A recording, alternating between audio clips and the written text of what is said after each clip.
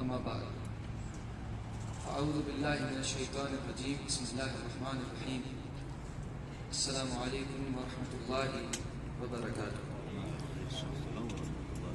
تمام اول تا آخر صدر اکرام تکریم صاحب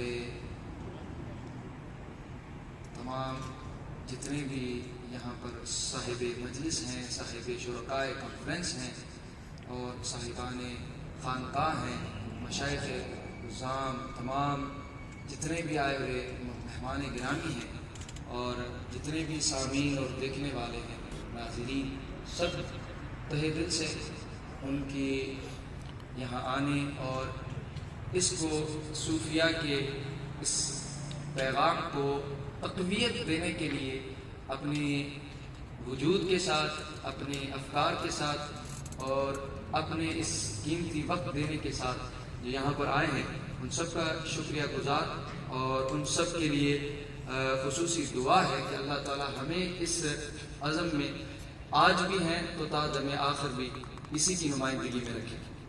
نیلسن منڈیلا نے کہا تھا کہ no one is born for hating another person for his skin color or his background or his religion۔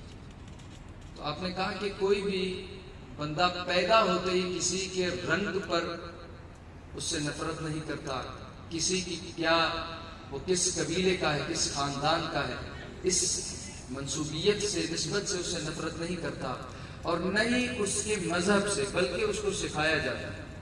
تو آپ نے کہا he can be taught to love۔ تو پھر اس کو کیوں نہ، جب یہ نفرت سکھایا جا رہا ہے، اس سیکھنے کے بعد آتا ہے، تو کیوں نہ اس کو محبت ہی سکھائی جائے شروع سے۔ تو وہ ہر کسی سے جب ملے گا تو ہر طرح کا فاصلہ ہٹائے گا اور اس کو قریب کرے گا اور اس سے محبت سے پیش آئے گا۔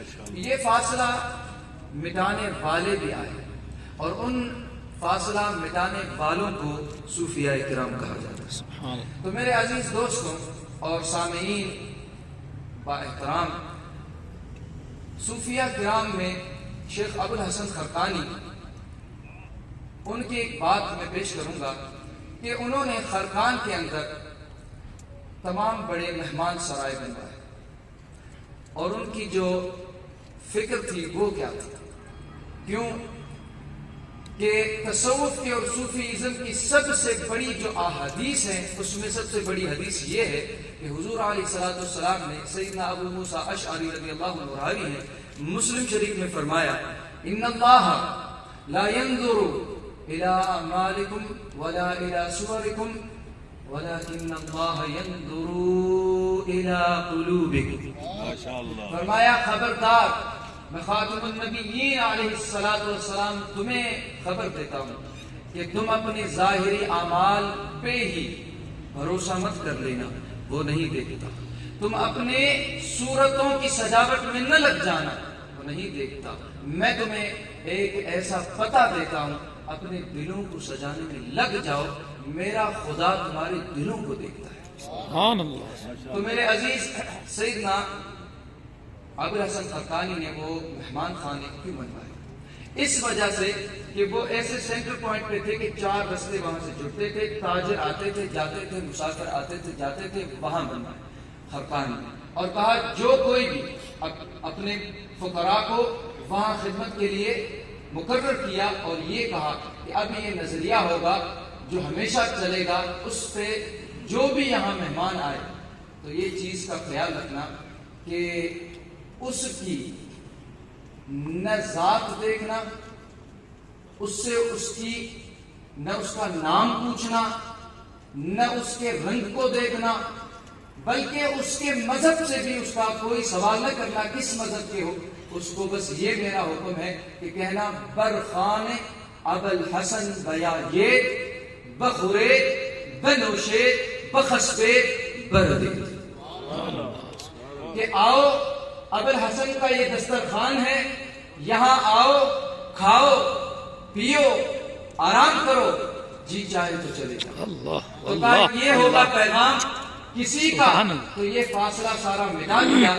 محبوب سبحانی شیخ عبد القادر جیلانی رضی اللہ تعالیٰ صوفیاء کے سلطان ہیں. آپ نے فرمایا جو میرا فقیر ہے، جو مجھ سے تعلق رکھتا ہے، محبت رکھتا ہے، اس پر یہ دو چیزیں لازم ہیں کہ علیکم یا ایھا المرید بسخاء النفس وبشاشۃ الوجہ.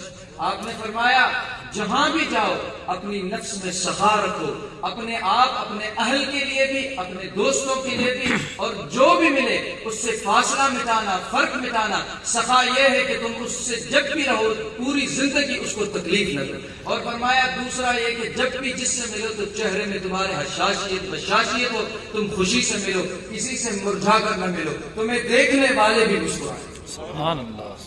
تو یہ تعلیم صوفیاء کی ہے. اور صوفیاء میں مولانا روم کی بات نہ ہو تو شاید ادھوری ہوگی. میں آخر میں مولانا روم کہ صوفی امن کانفرنس، صوفی میں امن کیسے آتا ہے، صوفی امن کہاں سے لاتا ہے، وہ اہل امن اور صاحب امن کیوں ہوتا ہے، رومی اس کی وجہ سمجھاتے ہیں رحمت اللہ علیہ. آپ فرماتے ہیں کہ ایک دفعہ مولانا روم جا رہے ہیں تو دیکھا کہ سامنے سے ایک شخص تھا، اس کا ایک اونٹ ہے اور وہ اپنی لکڑی کے ساتھ he was hitting with the stick on his camel، تو اس کو مار رہا ہے اور آگے لے جا رہا ہے. تو یہاں پر مولانا روم کی شاگرد ہیں، رومی نے کہا دیکھ رہے ہو آپ کو کیا نظر آتا ہے؟ تو کہا ہم دیکھ رہے ہیں کہ وہ مار رہا ہے. کہا نہیں میں تمہیں سمجھاتا ہوں. آپ نے کہا خشم اشتر نیست برآ جو بے او فصل مختاری شتر گردستگو. آپ نے فرمایا یہ جو اونٹ ہے نا، اس اونٹ کو کوئی بھی گرا، کوئی بھی جو ہے تکلیف اس لکڑی سے نہیں ہو رہی ہے. اللہ اکبر. کیوں؟ وہ جانتا ہے کہ یہ لکڑی تو مختار کے ہاتھ میں، وہ مار مختار رہا ہے، لکڑیاں اس کے سامنے تو سب بے جان پڑی. یہی کیوں لگ رہی ہے وہ مختار کے ہاتھ میں.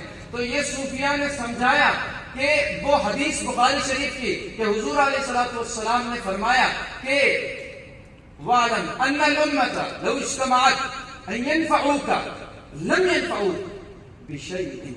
اگر کوئی امت قومیں جمع ہو کر تمہیں نفع دینے کے لیے تیار ہو جائے تو حضور نے فرمایا وہ تمہیں کوئی نفع نہیں دے سکتی مگر صرف اتنا جتنا وہ رب چاہے. بے شک. اور پھر فرمایا أَن يَضُرُّوكَ لَمْ يَضُرُّوكَ إِلَّا بِشَيْءٍ. آپ نے فرمایا لم يضروک بشیء. آپ نے فرمایا اگر تمہیں تکلیف دینے کے لیے افواجیں اور تکلیف دینے کے لیے لشکر دنیا کے کفار کے دشمنوں کے جمع ہو جائیں، لیکن اے پاکستان، اے کشمیر، اے مسلمان، اے مومن، اے حضور کے عاشق، اے حضور کے آل و اصحاب کے عاشق، اے اولیاء کو صوفیاء کو ماننے والے، وہ تمہیں تکلیف نہیں دے سکتے مگر اتنا ہی جتنا رب چاہے گا. تو فرمایا وہ لاٹھی کچھ نہیں کر سکتی جب تک وہ مختار نہ چاہے.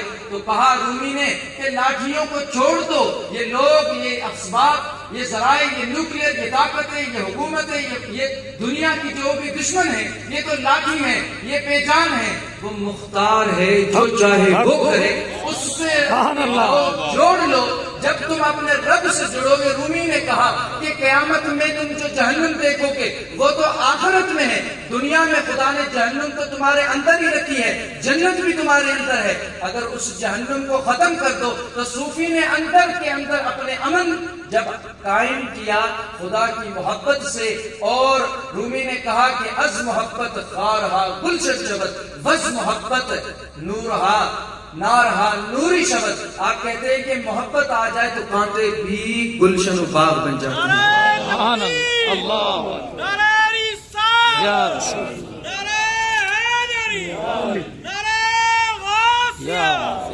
مرید ہندی کہتے ہیں پیر رومی کے آخری بات کہ تیرا تن روح سے نا آشنا ہے، عجب کیا آہ تیری نا رسا ہے. تنے بے روح سے بیزار ہے حق، خدائے زندہ زندوں کا خدا ہے. وما علینا